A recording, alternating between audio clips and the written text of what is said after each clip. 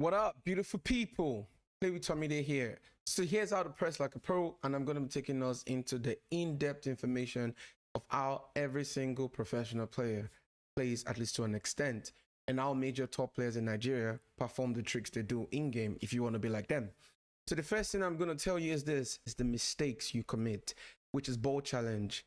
We can see Theo Hernandez with the ball. He's about to perform a ball roll, and obviously he's going to try to get out of this position because there's nothing for him to do here. So the next thing for you to do is to look for the next threatening pass is about to give, which I think is to R9. Now, what do you do when he's about to give that pass? As you can see, the only way to cut out this pass is if you can immediately switch to Jazino beside him and cover this lane, or, which I feel is the best option, is to switch your cursor manually. That means you have to go and learn how to switch cursor, the right analog, to Van Dijk, and cut this passing lane, as you can see where the arrow is pointing into this space in between. So that's what you do. This is what these guys do. They predicted this pass. They can predict your next move. And once you do that, they jump right into that space to cut off the passing lane. And how do you do that? You hold the L2 button with the R1 button. For me, my run button is R1, and the L2 button, which is the jockey button. Now, the reason why you're going to have to hold the L2 in positions like this is because you don't want to overrun. You want to be able to change the direction quickly, which is what he does here. Jumps in between, boom, gets the ball, and is off onto another attack. So you must not be afraid to ball challenge. Right here again is another attack from Mbappe, and as you can see, I'm not scared of him giving the ball to a striker because this guy's in an offside position. I think this is Pele. And the next thing for you to do is, as you can see, my cursor is on Vieira here, but there's nothing Vieira wants to do. So immediately we switch the cursor into this guy, into the red zone, and you hold the L2 button while you're holding the movement button. Your eye is on the ball. You're focused on the ball. You're moving back a little bit, and you are charging him at the same time. So the minute you see that it takes the dribble to any position, you run after him. But this can cost you sometimes.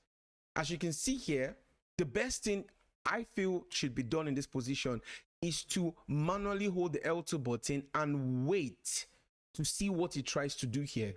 Now, instead, I launch an attack by pressing the box button to the tackle button, and watch this. It dribbles past me, and boom, there's all this space here for Pele to take, and then just like that, it's strong goal. Now, not to panic. Sometimes you always have a recovery player. Now, the only player you have right here is here. So immediately I flick my right analog switch into Lucio, the guy in the circled red button, and what you want to do is you're going to have to run in a diagonal pattern, not a straight pattern, a diagonal pattern, because you cover more ground when you run diagonally. So watch this, even though there's a lot of space for him to acquire. So you see, I'm almost catching up. So I try to tackle him, but Eusebio is just too strong, but at least it's good enough to put him off, and he doesn't get a clean shot on goal. The next thing you want to know is how to press. Now, the first thing you want to learn is contain. You really want to learn how to contain your opponent. Now, containing opponents simply means you want to cover the passing lane, and you also want to keep your eyes focused on the person trying to pass. So that means, look at my cursor right here. My cursor is with Vieira. Now, I could have made a mistake and panic and switch to Van Dijk because he has already passed it into here and tried to cover this space, as you can see where the arrow is pointing. But you don't want to do that, because if you do that, you are likely going to free up a whole bunch of space here if you pull out Van Dijk out of position. So what I did is I tried to bring in Vieira, holding the L2 button and the R1 button because there's a lot of space to cover here. So I ran there, and at the same time you can see me holding the R2, which is my second man press. As you can see, the green cursor is on Van Dijk here, and it's covering that space also, so he doesn't have anywhere to go.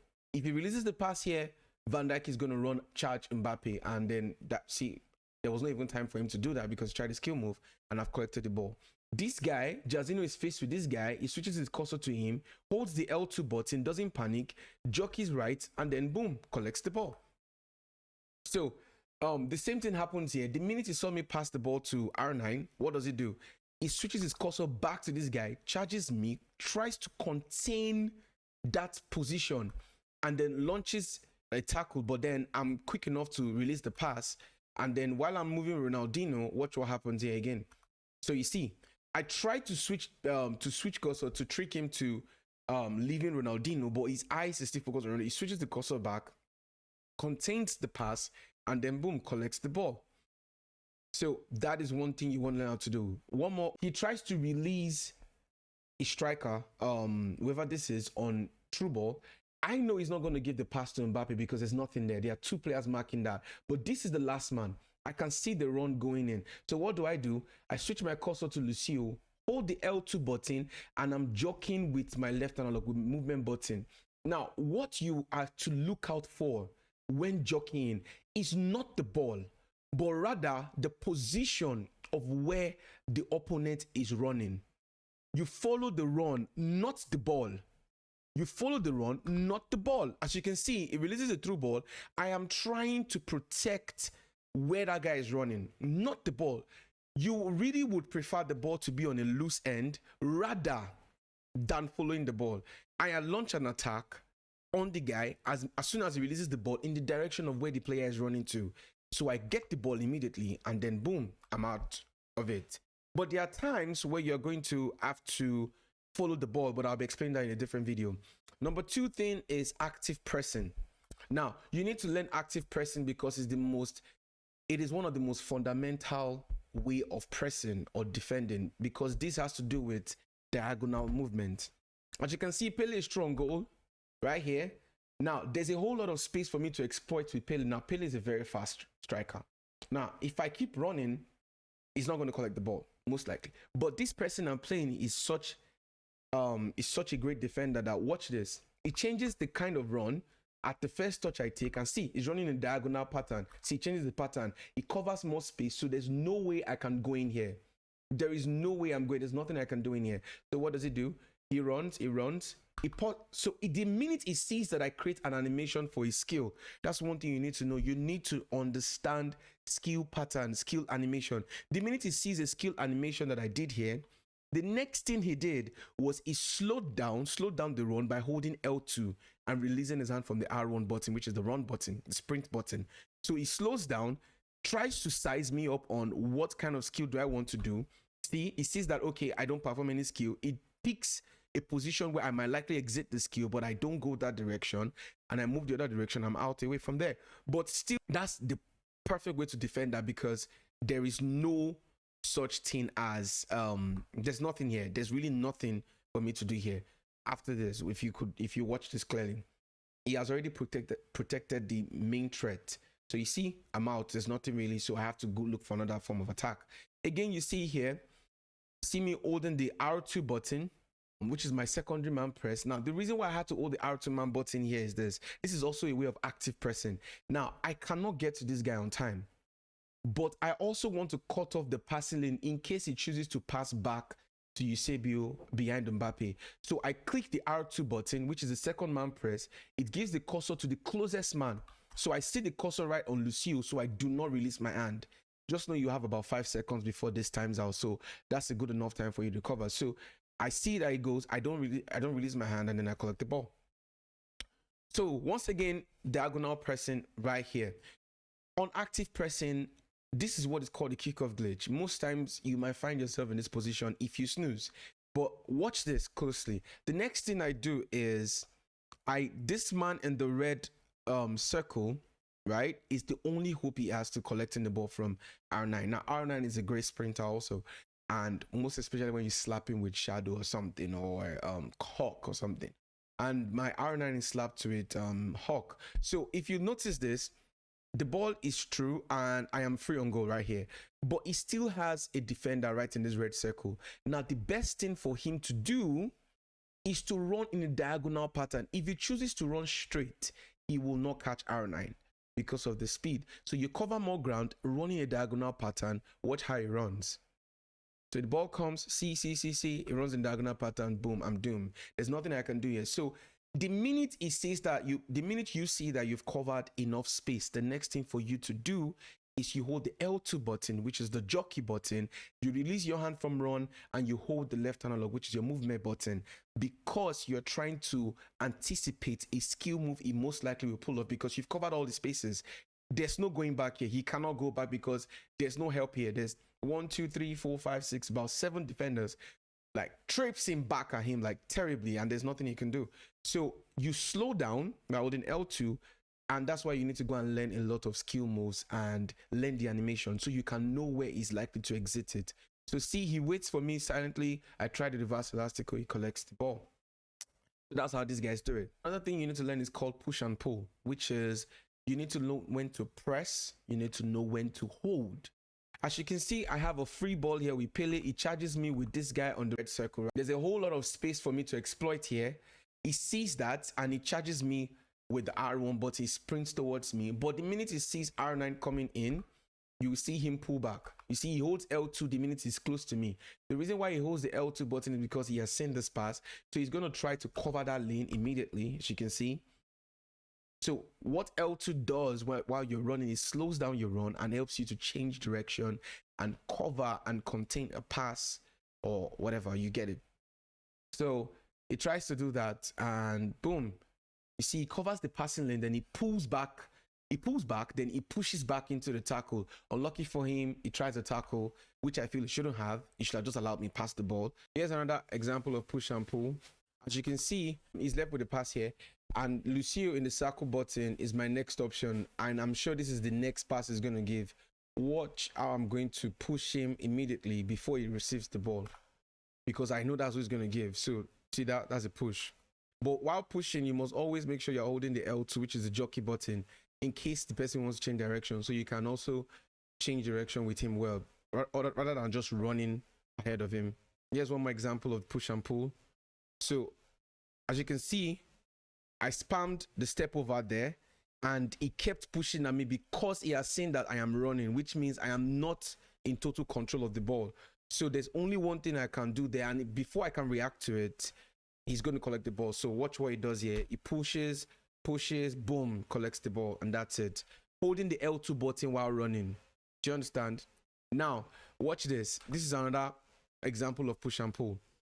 He gives a pass to Pele, right, to Eusebio with Mbappe. Now, I'm going to run diagonally, see, to cover ground.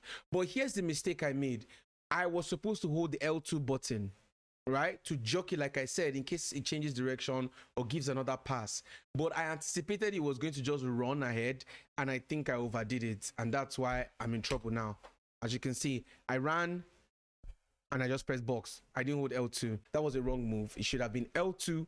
Hold it, watch. You have to allow them do what they want to do first, except he's running. He had not started running and I just ran after him, and that's where the mistake came. Final key of pressing, which is press on every touch. This basically means when the opponent is running is when is the best time for you to attack them. Now watch this. Jazino is free on a true ball here, and the only option he has is the guy in the red circle. There's this whole space for me to exploit here. This where this arrow is pointing. Now watch this. If he keeps running with the guy on the cursor behind Jazino, I'm gonna dust him because Jazino has a lot of pace. So you want to cover as much ground as you can from the front. So watch this. The minute I threw Jazino, he runs diagonally. See, he anticipated that I was gonna keep running. That's why he spammed the box, the tackle button.